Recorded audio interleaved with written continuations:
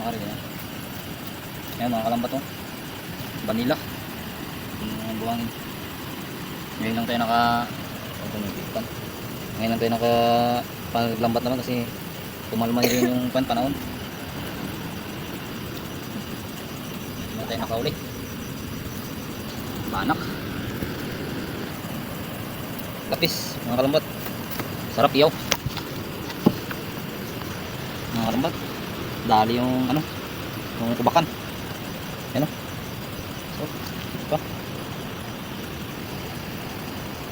Nakatira ito sa mga sa mga putik.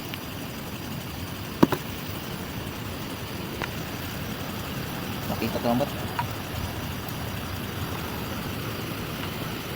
Kapatid siguro ito. Nahuli. Katabi sila eh. Kubakan. Kalamat naka-area rin tayo. Luminaw din yung dagat. Kung hindi lang linaw, hindi tayo makalambat nito.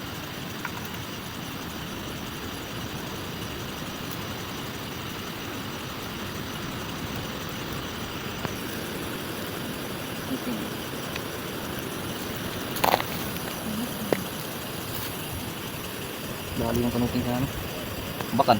Dahil buhangin. Buhangin kasi kami ng ito ang paborito kong sigang mga kalambat. Dulawan. Sa Bisaya naman saging-saging tawag sa amin. Sarap ito sigang. Nag-gold yung sabaw nito. Ubakan. Kawan talaga siguro ito.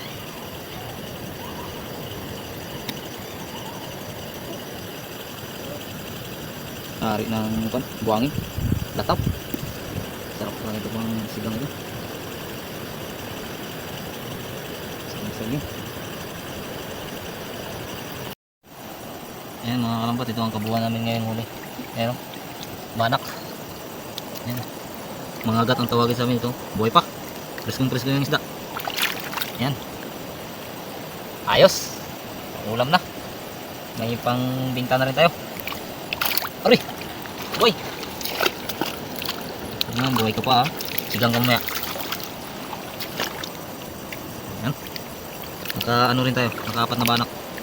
Yung siguro ito timbang nasa 0.6 agad, sobra kalate. Yan, nalagay natin na i-ice na natin mamaya.